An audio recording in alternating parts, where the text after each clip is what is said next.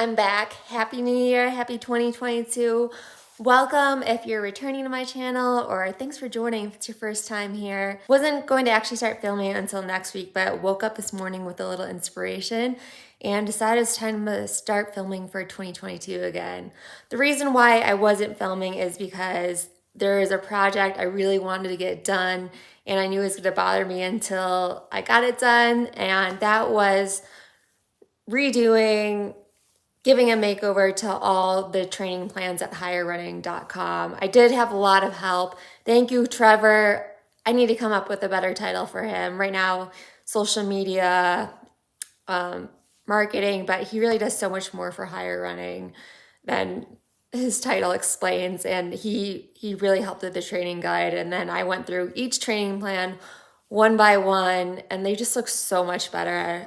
They were always really good plans, but I wanted them to look the part, and now they do. And I'm finishing up the last plan hopefully today, and then I'll upload them to the site, and then we'll have new plans that hopefully you can enjoy if you want, and you can still print them out. You don't have to look at your phone all the time. And yeah, I really think there's some of the best, most affordable plans out there. Not trying to promote myself, but Sage and I both, we put a lot into making the plans, and then Trevor always comes and makes things even better. So it was a good team effort there. Very happy to be done with it. It was very, I don't want to say monotonous, but it's pretty tedious. Tedious, that's a good word.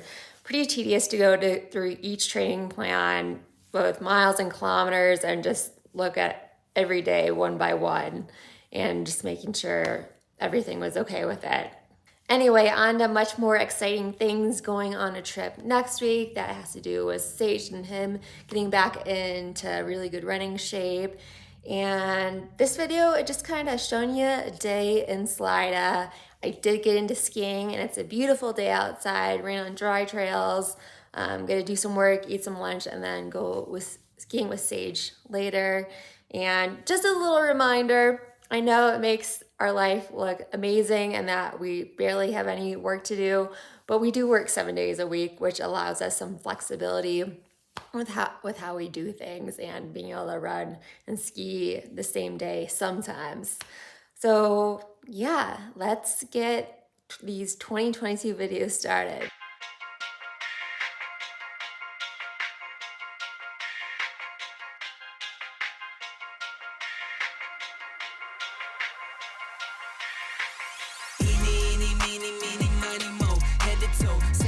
Your own style, that's just slang for you, ain't got it though. Talking like you got it, that's a problem, I might let them know. Treat you like I'm Elsa, so I let it go. Eeny, meeny, miny, mo, head to toe. Said you got your own style, that's just slang for you, ain't got it though. Talking like you got it, that's a problem, I might let them know. Treat you like I'm Elsa, so I let it go. Eeny, meeny, miny, mo, never know. Talking like Geronimo, get dropped down like some dominoes. All right, we are headed out for an afternoon skimo lap at Monarch. It is beautiful out. It's probably 50 degrees where we live in town. So we'll see how it is skiing. What does Monarch start like 10,000 feet? Oh, 10 or 11? 11, over 11,000 feet, Continental Divide. Yeah, but I expect it'll still be a pretty nice day out there. So this is gonna be my second time skiing up there. Sage just taught me how to actually downhill ski a couple days ago, so there will probably be some falls today, but now I'm doing the fun part, at least for me, going uphill, skinning up, and then skiing back down, and I think it's gonna be an absolutely stunning day up there. So funny thing to note, a few days ago I was looking at beginner skier tips, and literally every article I read, well maybe every other article, said don't have a loved one teach you how to ski. And so I'm reading this thinking Sage is gonna teach him how to ski, and like, oh my god, this is gonna go really bad. Like, everyone's telling me not to have your significant other teach you to ski, but it actually ended up going quite well, and I was very impressed with Sage's tips.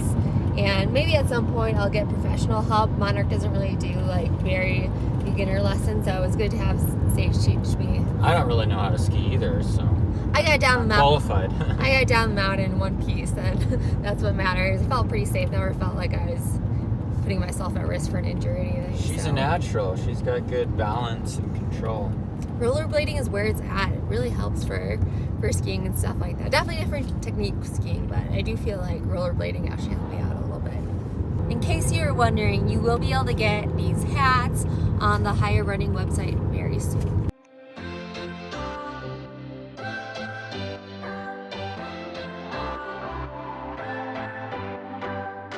So, forgot my skins in the car. Sage ran back to get them.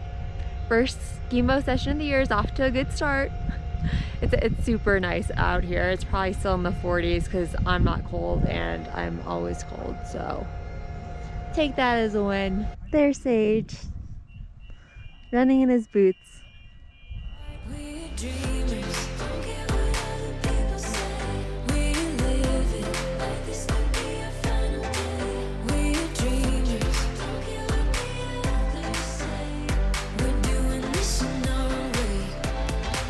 We come alive in the nighttime. It's something about how we dance in the moonlight. That look in your eyes, it tells me that you want me and all my loving. We come alive in the nighttime. You and I, we come alive. We come alive. We come alive. So this is why I started skiing. This is stunning. Views all around. I like to be this way too. Yeah, I think it will help running, we'll see, but you just gotta do what brings you joy. And I love adventures like this, and just getting up to see these views in the winter, so I can do it all year round now, or at least almost all year round. This is it. This is how life is supposed to be enjoyed. Good views with loved ones. Just appreciating what this earth has to offer. It is now 2 days since I last saw you.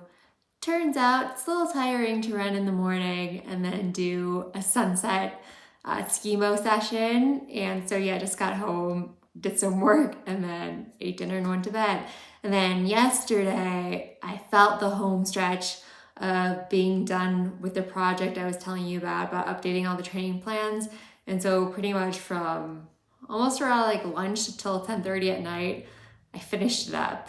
I uploaded all the new training plans. It was on the website and on Training Peaks. If you are a premium member, that is the one way to also access our plans on the Training Peaks app. You could do that if you're, again, a Higher Running premium member. Yeah, I feel so good to get that done. That was a lot of work. I've been working on that for months, just going through each month, updating it. But enough with that. I already talked about that earlier in the video. Yesterday, let's talk running. I ran 15 miles. Just flat. Ended up being easy because skiing caught up with me a little bit, which is fine. My long runs, I'm not trying to hit my long runs fast right now. And the pace, honestly, for an easy run was still pretty good considering I'm at 7,000 feet. And that's probably somewhere between, I'll say 15 to 18 seconds per mile slower than I would be at sea level. So I'll take that. Today, just did an easy 10 miles on trails right from my door, which is great. And then I'll hit a track workout tomorrow because, as I said, end of last year, that the one thing I really want to work on this year is speed. So kind of built my base back up December, and now hitting that 5K, 10K training block. Then I'll go into ultra training, take a step back from speed, build my mileage up a little bit more, and then do more ultra trail specific stuff. So that's just a different way of doing things instead of just building your base through the winter. Because for some people, like if you live where there's snow and it's cold, it's really hard just to like continue building up your base through winter, especially if you're not a winter sports person. If you like to do winter sports or swim or indoor cycle, then you can build up your base that way, not just through running miles.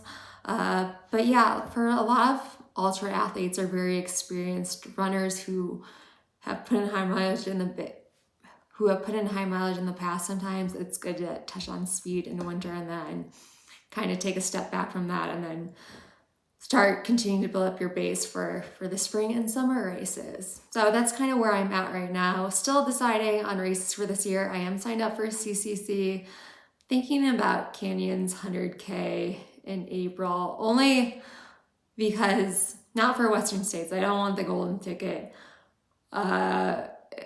It sounds like, at least somebody from the UTMB race told me, if I did well there, then I could potentially move up from CCC to the UTMB 100.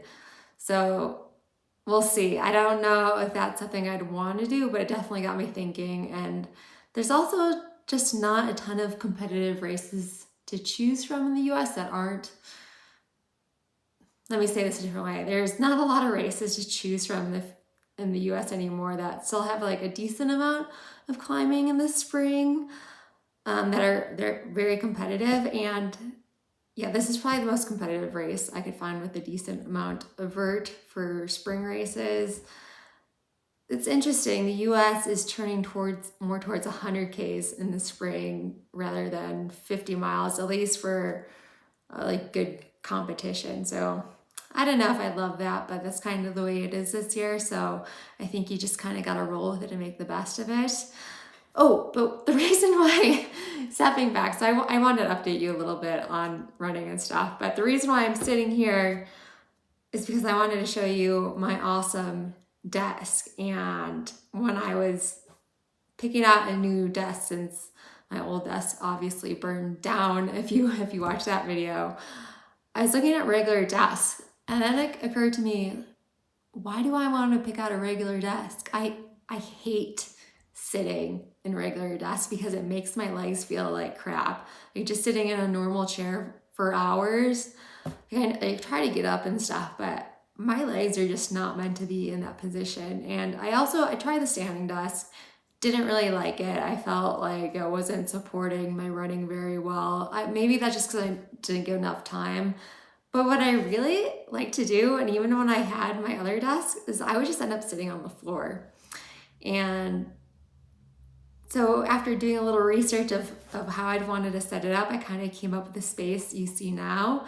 And let me tell you, it is a game changer. I love it. It's comfortable and also supports at least a little bit better posture for sure. It's good for my hips. It keeps me moving a little bit as I'm sitting at work. And then I also have to get down and up a little bit more, so it increases my range of motion that way. And I just love it.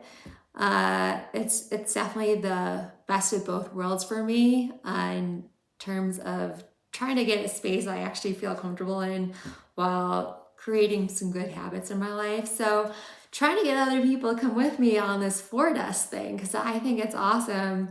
And they say it's also supposed to spark creativity, and maybe that's true. And yeah, I really like the space. I used a coffee table. The one thing I should have done before was researched or measured how high I wanted the coffee table to be, because I got one that was too low, and so I had to get risers to make the desk a little bit higher, and then got a bookshelf, which, you know, is my storage and just where I keep my reference books and other stuff. So it's an awesome space. And key was also getting a nice rug just to kind of make it look like a professional space, but make sure you get a pretty plush rug, which I did, just because when you're sitting on a hard floor, I think that makes it extra comfortable. So let me know if you have a floor desk, or if this got you curious about what having a desk like this would be like. I know a few people who are trending this way, and I'm interested to see if it will catch on and maybe replace the standing desk. I don't know if it'll replace the standing desk, but maybe it will grow as much as the standing desk did the past few years. I'm interested. I really like it so far. It's the best work situation I've had thus far. So that's my take.